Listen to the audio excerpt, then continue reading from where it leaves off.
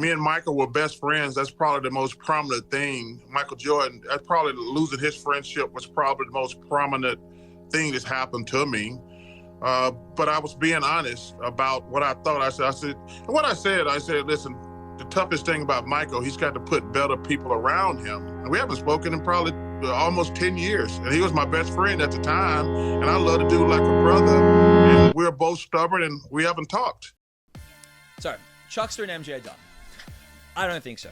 I believe if there is even a slight chance of a reunion, I'm talking a real reunion. I'm not talking, these two guys wave at each other at restaurants, say hello to each other. Kenny the Jet Smith is like moderating the entire thing. No, I want these two guys to sit down together and air everything out. I'm talking Kobe and Shaq style.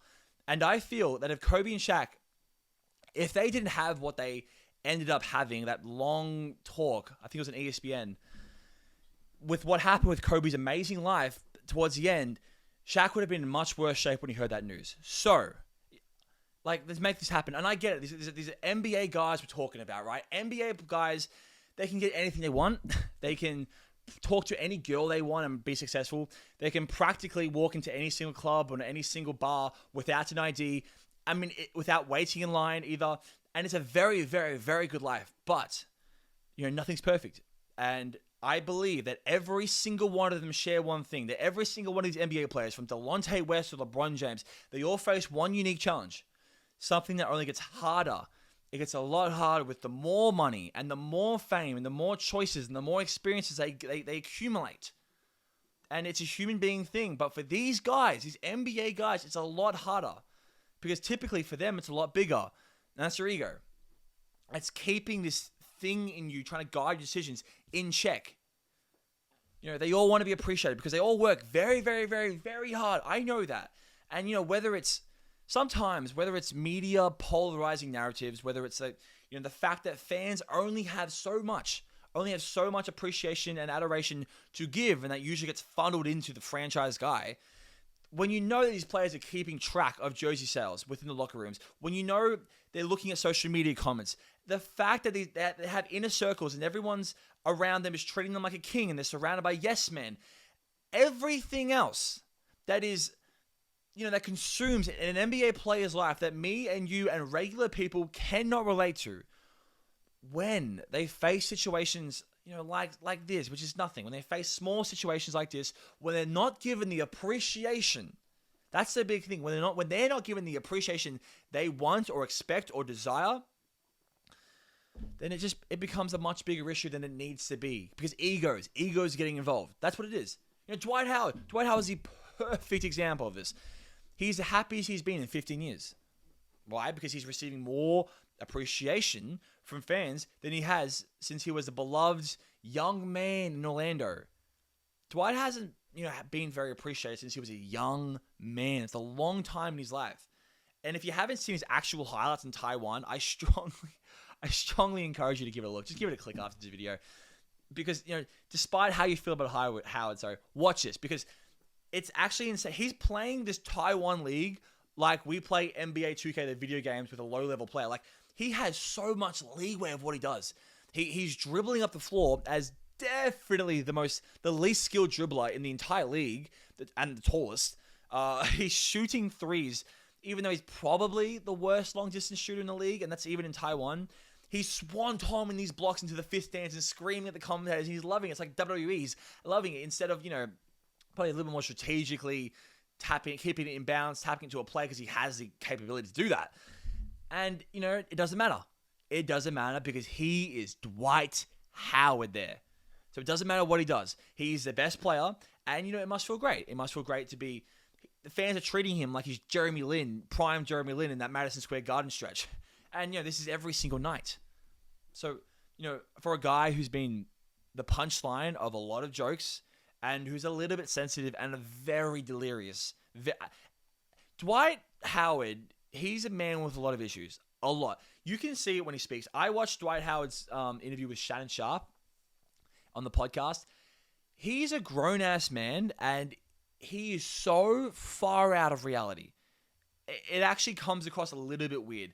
He was saying things like, I'm in the best physical shape I've ever been in my entire life. And I'll give him credit too. I think he's in really, really good shape. I think he's in excellent shape. He's in excellent shape. He's obviously not in better shape than he was when, we're talking Superman Dwight Howard.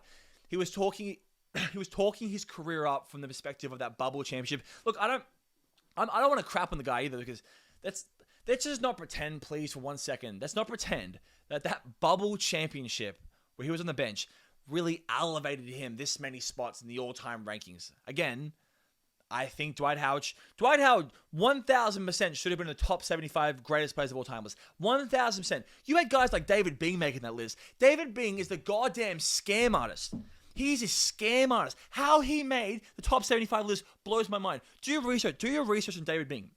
He was genuinely voted in. He was voted in genuinely because he was a very upstanding and nice guy. Always liked by his peers, an inspirational black African-American businessman, but he never belonged to be in the top 50 list, and 25 years later, he just squeezed in. Read about him. His two biggest claims to fame were 2 first-team All-NBA selections. He didn't really deserve either one of them. The first year, did he deserve it, did he not deserve it? Jerry West was injured. That's how he got it. Jerry West was injured. The second year, 1,000%, Walt Frazier got robbed. The best two-way guard in the league was absolutely robbed. You watch it, even in... Oh, we got the graphic up. I'll get a graphic. Even in the Hall of Fame speech, with Oscar Robertson inducting him to the Hall of Fame, he was talking about how nice of a guy he was. Not his talent, not his impact. So, from that point of view, Dwight Howard didn't make the list when he was absolutely robbed. He was a nomad in the NBA for the majority of his career. He's never had, once he left Orlando, he never had a fan base that he could really call home. No teams ringing his cell phone, and now he's being appreciated for his talents because he's happy because his ego is satisfied. Same thing happened with Ben Simmons. I'm not going to dive in, that much, but he didn't feel appreciated in Philadelphia, which I think you can break down into an ego thing. And whether fair or not about the appreciation, I don't think. I think he was unappreciated fairly, if that makes sense. He didn't feel appreciated. He left. I don't think the Doc Rivers comments was really the reason why. I think it was more just a tipping point from a bad situation from his perspective. And he left. He didn't really have a need to leave, but he left.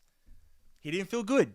He left. Tell me that's an ego thing. I'm not saying you can leave situations you don't like and not be an ego thing, but when it's such skewed reality, it is ego.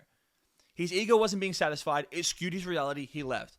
But what you notice is, this was interesting, what you notice with these NBA guys, and this relates to life too, these NBA guys who let their ego drive them, who let the wind just take them where it goes, it doesn't end up well for them. You look at the long history. Allen Iverson let his ego decide his actions towards the end of his career. And towards the end of his career, he wasn't a happy man. Allen Iverson was not a happy man because he kept trying to be the starting guard, like 2001 thing, and it wasn't happening. That's why it is absolutely awesome. It gives me so much happiness that Russ Westbrook isn't going down that same route. Vince Carter and T-Mac. This doesn't get spoken about a lot. Vince Carter and T-Mac, they broke something up in Toronto before one of them could really kick off what should have been the most successful runs in both of their careers. Remember, Toronto was nothing. It was a very small team. Canadians weren't even watching. Then it becomes Vinsanity. T-Mac was a little bit in the shadows, and he left for Orlando for a fat contract. Now, there's more components in that story. That's a very simple summation of what happened. Grant Hill's ankles and contract limitations. But they were factors. But we cannot sit here and let's pretend we can't sit here and say that the shine that Vince Carter was getting didn't, nudge T-Mac a little bit out of the picture and a little bit out of Toronto. And if that nucleus, if that stayed afloat in some alternate reality, that would have been the best outcome for how their careers transpired.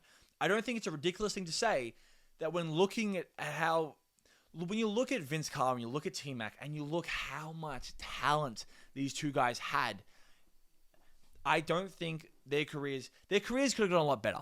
That's what I'm saying. Their careers could have gone a lot better. Tatum and Brown had a similar conversation and chose to stay put.